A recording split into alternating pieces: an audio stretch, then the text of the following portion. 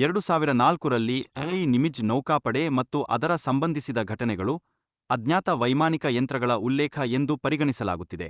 ಈ ಘಟನೆಗಳು ಹಲವಾರು ಸಹಾಯಕ ಚಾರ್ಟರ್ಗಳ ಮೂಲಕ ದೃಢೀಕೃತವಾಗಿವೆ.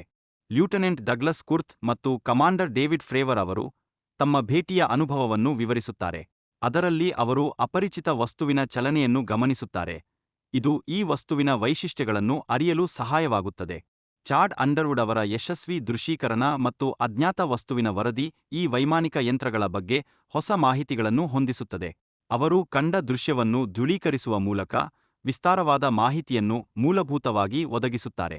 ಹಲವು ಉನ್ನತ ಶ್ರೇಣಿಯ ಯೋಧರ ದೃಶ್ಯಕೋಶಗಳು ವೀಕ್ಷಿತವಾಗಿರುವಾಗ ಸರ್ಕಾರವು ಈ ಪ್ರಕರಣಗಳನ್ನು ಮರೆಮಾಚಲು ಪ್ರಯತ್ನಿಸುತ್ತಿರುವ ಕಾರಣ ಸಂದೇಹಗಳು ಉಂಟಾಗುತ್ತವೆ. ಇದು ಸಾರ್ವಜನಿಕ ವಿವಾದಗಳಿಗೆ ಪುನಃ ಆಮಂತ್ರಣ ನೀಡುತ್ತದೆ. ಬಾಬ್ ಲಜಾರ್ ಬಾಹ್ಯಾಕಾಶ ನೌಕೆಯ ಪರಿಕರಗಳನ್ನು ಪೂರೈಸಲು ತನ್ನ ಅನುಭವವನ್ನು ಹಂಚಿಕೊಳ್ಳುತ್ತಾನೆ.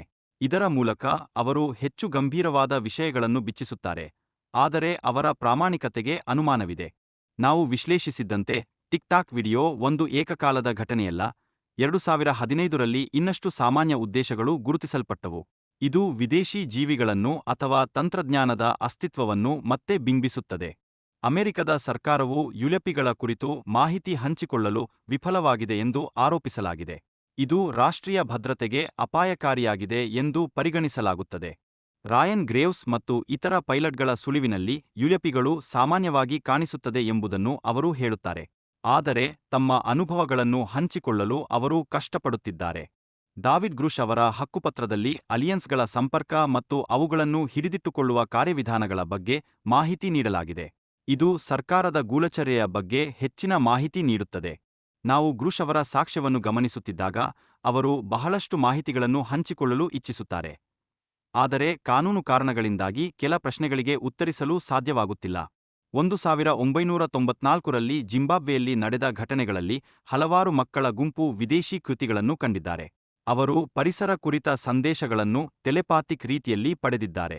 1989ರಲ್ಲಿ ಬೆಲ್ಜಿಯಲ್ಲಿನ ಯೋಧಶ್ ದರ್ಶನಗಳು 2000ಕ್ಕೂ ಹೆಚ್ಚು ವರದಿ ಮಾಡಿವೆ.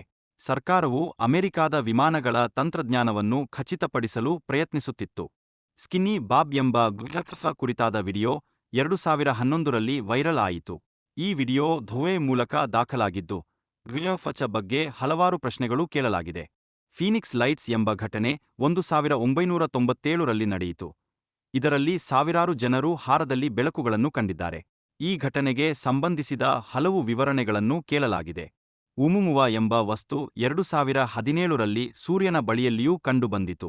ಇದು ಆಕಾಶಗಂಗೆಯಲ್ಲಿನ ಮೊದಲ ವಸ್ತು. ಇದಕ್ಕೆ ಗುಹ್ಯಕಫ ಶಂಕೆ ಉಂಟಾಗುತ್ತದೆ.